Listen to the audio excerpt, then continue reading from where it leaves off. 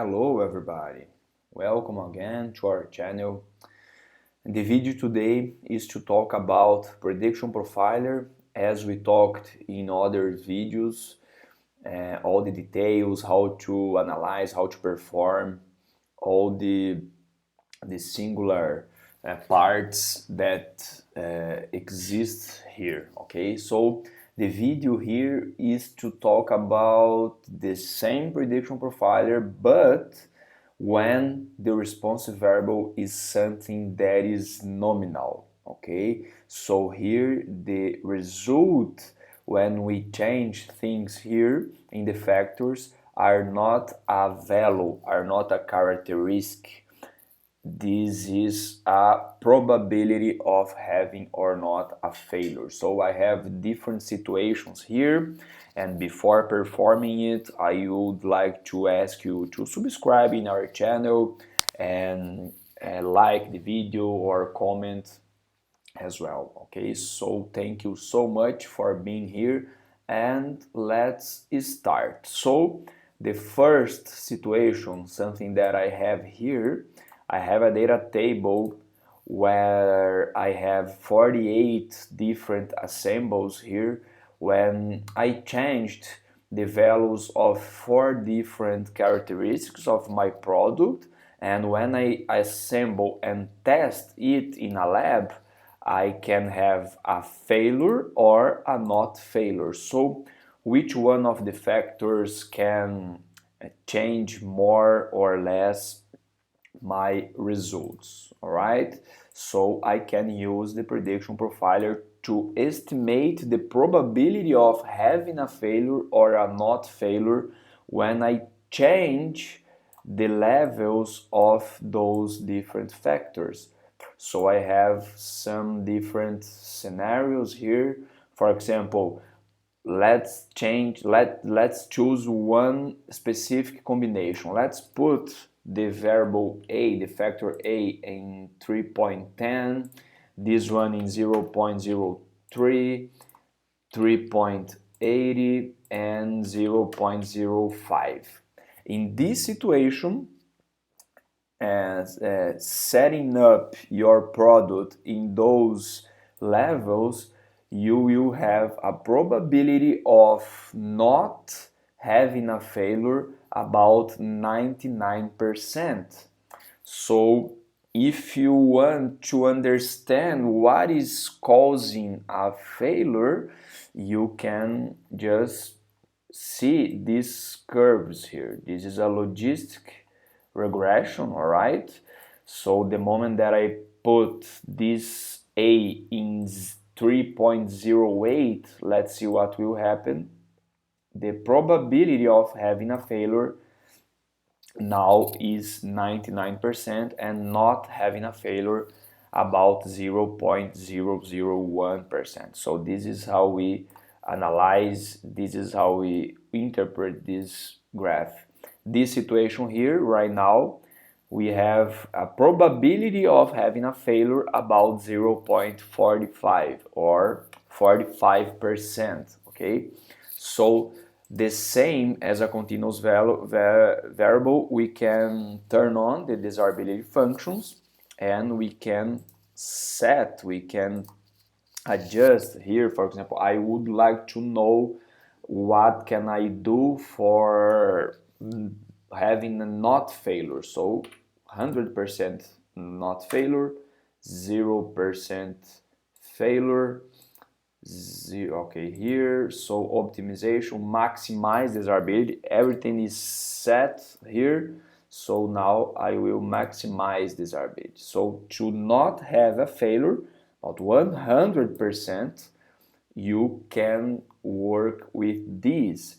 So just put here in 3.11, 004, 397, 000. So the moment that you see these lines here being horizontal, you can change a little bit here and the not failure will be 100% as well. So this is a robust situation, right?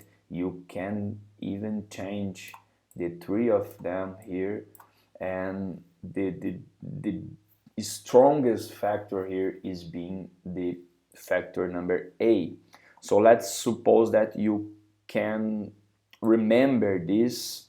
You can just go there, factor settings, remember setting. This is a optimal situation 1.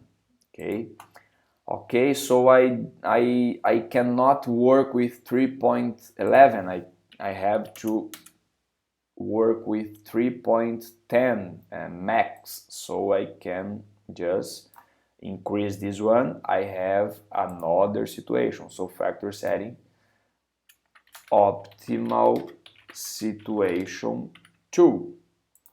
So if I change everything here and I forget about what I was doing before, I can just go there, click here, situation number 1, situation number 2, and so on. So let's suppose now that you want to lock this factor. I cannot vary this so much in my factory, so I will fix this level of D in 0.05. So I will go in reset factor grid.